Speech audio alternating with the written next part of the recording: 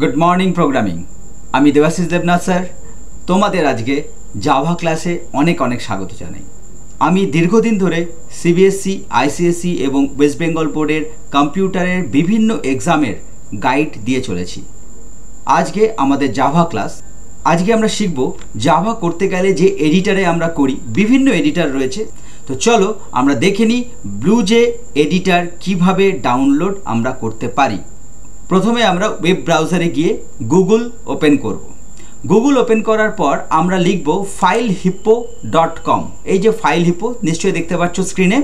এই filehippo.com লেখার পর আমরা যে লিঙ্কটা পাবো সেখানে যেতে পারি, বা ফাইল হর্সও আরেকটা ডাউনলোডার সাইট আছে, সেই সাইট থেকেও আমরা ডাউনলোড করতে পারি। এবার এই যে সার্চ অপশনটা রয়েছে, এই সার্চ বাটনে আমরা লিখতে পারি ব্লুজে। ক্লিক করলাম। সবার প্রথমেই আমরা দেখতে পাচ্ছি যে ব্লুজে অপশানটা চলে এসছে। আমরা ডাউনলোডে ক্লিক করব। এই ডাউনলোডের ক্লোজ এখানে আসলে আমি ক্লোজ করে দিই। এরপর আমার এখানে ডাউনলোড বলছে, ডাউনলোড, কিন্তু এখানে একটা বিষয় দেখতে হবে যে আমাদের ডাউনলোড কোনটা দিচ্ছে। হ্যাঁ, download has started. Control J, আমরা দেখব ডাউনলোড হচ্ছে। ওকে, ডাউনলোড হতে দাও। এবার এটা ডাউনলোড ফোল্ডারে গিয়ে আমরা দেখতে পাচ্ছি এটা ডাউনলোড হয়ে গেছে। এই ডাউনলোড হয়ে যাওয়ার পর আমরা ডাবল ক্লিক করব এবং ডাবল ক্লিক করার পর নেক্সট করব। নেক্সট করার পর যেহেতু আমার এখানে ডাউনলোড আছে, সেক্ষেত্রে আমার এখানে রিপেয়ার আর রিমুভ চাইছে, সেক্ষেত্রে আমি এখানে নেক্সট, এর পরের যে অপশানটা আসবে সেখানে নেক্সট করে দিলেই হয়ে যাবে। আমরা এখানে দেখতে পাবো ব্লুজে চলে এসছে। ব্লুজে ওপেন করব।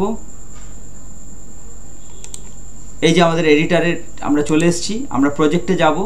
ওপেন প্রজেক্ট আমরা বলতে পারি। অনলাইন কোর্স বলে আমার একটা প্রজেক্ট ওপেন ছিল, আমি রিসেন্ট প্রজেক্টে গিয়ে আমি সেটা খুলে নিলাম।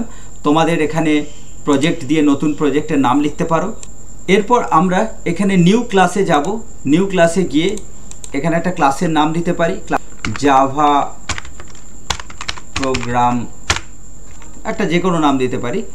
ওকে করে দিলাম। এখানে ওপেন হলো জাভা প্রোগ্রাম। আমরা ওপেন করব। এই ওপেন করার পর আমরা এটাকে ডিলিট করে আমাদের প্রোগ্রাম লেখা শুরু করব। ঠিক আছে।